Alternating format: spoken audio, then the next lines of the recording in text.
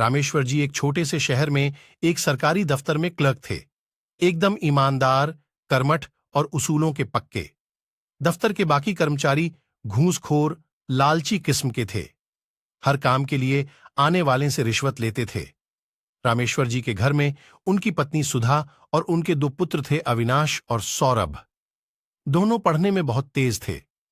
रामेश्वर जी उन्हें पढ़ा लिखाकर अफसर बनाना चाहते थे, इसलिए दफ्तर से घर आते ही दोनों को पढ़ाने बैठ जाते थे। एक दिन रामेश्वर जी की दफ्तर से छुट्टी थी। पूरे घर ने उस दिन सफाई करने की ठान ली। बहुत दिनों से घर में सफाई नहीं हुई थी। सभी को काम बांट दिए गए। जैसे सुधा को रसोई साफ करनी थी, दोनों बेटों और रामेश्वर जी को बेडरूम और ड्राइंग रूम साफ करना था। सबसे पहले रामेश्वर जी और उनके दोनों बेटों ने ड्राइंग रूम को साफ किया। उसके बाद वे तीनों बेडरूम में पहुंच गए। सफाई करते करते रामेश्वर जी ने बड़ा सा लकड़ी का बॉक्स निकाला, उसे साफ किया।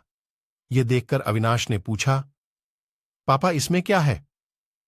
यह सुनकर रामेश्वर जी ने कहा, कुछ नहीं बेटे, बस ऐसे ही कुछ पुराना सामान है।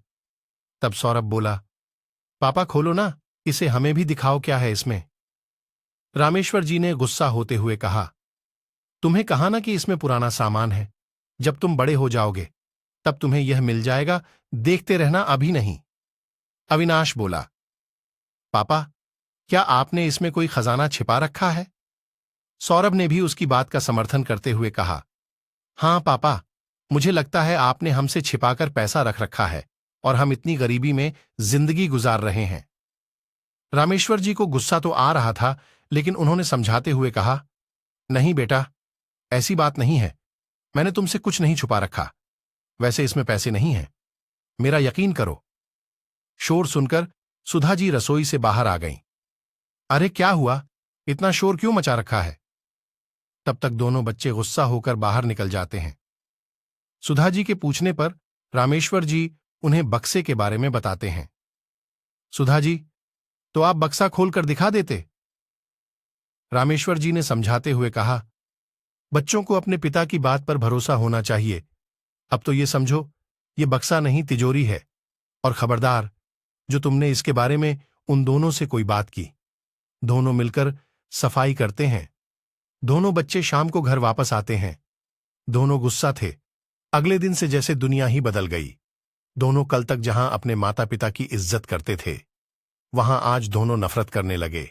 अविनाश और सौरभ को लगने लगा कि उसके पिता ने बहुत दौलत जमा कर रखी है और हमेशा गरीबी का रोना रोकर उन्हें हर चीज के लिए मना कर देते थे।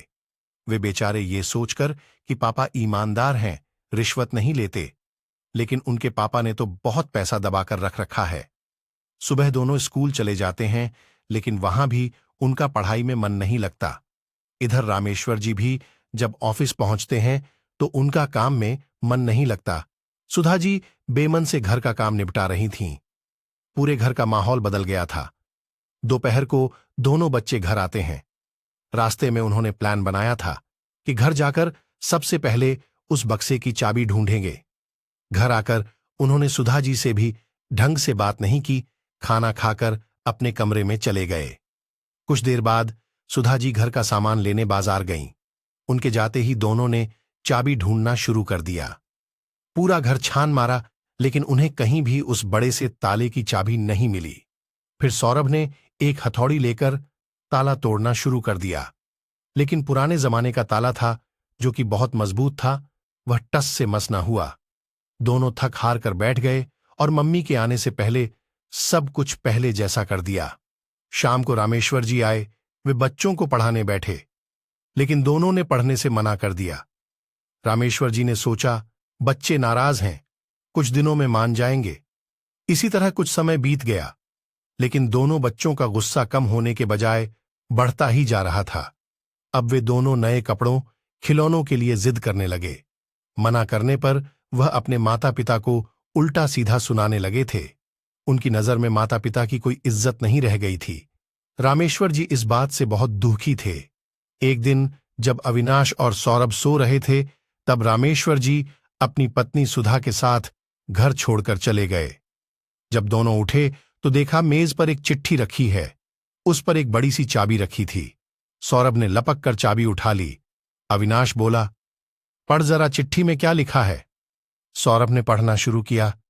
बेटा अविनाश और सौरभ, तुम्हें लगता है मैंने खजाना छिपा रखा है, इसलिए आज ये खजाना मैं तुम्हें सौंप कर जा रहा हूं। हम दोनों ये घर और खजाना तुम्हें देकर जा रहे हैं। तुम दोनों हमेशा खुश रहना। यह पढ़कर दोनों के होश उड़ गए। अविनाश, ये हमसे बहुत बड़ी गलती हो गई। अगर पापा कुछ जोड़ रहे थे तो काम तो हमारे ही आता। सौरभ बोला, भैया चलो एक बार देख ही लेते हैं, कितना बड़ा खजाना है। दोनों जल्दी से बॉक्स खोलते हैं तो देखते हैं उसमें एक डायरी रखी थी। दोनों उसे निकालकर पढ़ते हैं तो उसमें उनके दादाजी ने रामेश्वर जी के लिए कुछ लिखा था। बेटा रामेश्वर, ये बातें अपने जीवन में उतारना, तुम्हारा जीवन खुशियों से भर जाएगा। 1. कभी झूठ मत बोलना। 2. कभी बेईमानी नहीं करना। 3. कभी काम से जी मत चुराना। 4. अपने से बड़ों का सम्मान करना। 5. पैसों का कभी लालच मत करना। यही जीवन का सबसे बड़ा खजाना है। ये वो दौलत है जो कोई तुमसे कभी नहीं छीन सकता। दोनों डायरी पढ़कर रोने लगते हैं। अविनाश कहता है, हमारे पापा अपने पिता के आदर्शों पर चल रहे थे और हम उनसे उल्टे। वे सच कह रहे थे, हम उन्हें बेईमान समझ रहे थे। वे मेहनत से अपना काम करते थे, हम उन्हें रिश्वतखोर समझ रहे थे। उन्होंने कभी पैसों का लालच नहीं किया, लेकिन हम इतने लालची हैं कि पैसों के लिए माता पिता को खो दिया। वे अपने से बड़ों का सम्मान करते थे। हमने उनका कितना अपमान किया कि वे घर छोड़कर चले गए। दोनों सब कुछ छोड़कर माता पिता को ढूंढने के लिए चलने की तैयारी करते हैं। घर का ताला बंद करके जैसे ही बाहर निकलते हैं, सामने से रामेश्वर जी और सुधा जी आते दिखाई देते हैं। दोनों बच्चे उनसे लिपट जाते हैं और रोने लगते हैं। रामेश्वर जी कहते हैं, बेटा तुम्हें सही रास्ते पर लाने के लिए ही हम चले गए थे। दोनों उनके पैरों में गिरकर माफी मांगने लगते हैं और उस दिन से दोनों माता पिता की सेवा करने लगते हैं।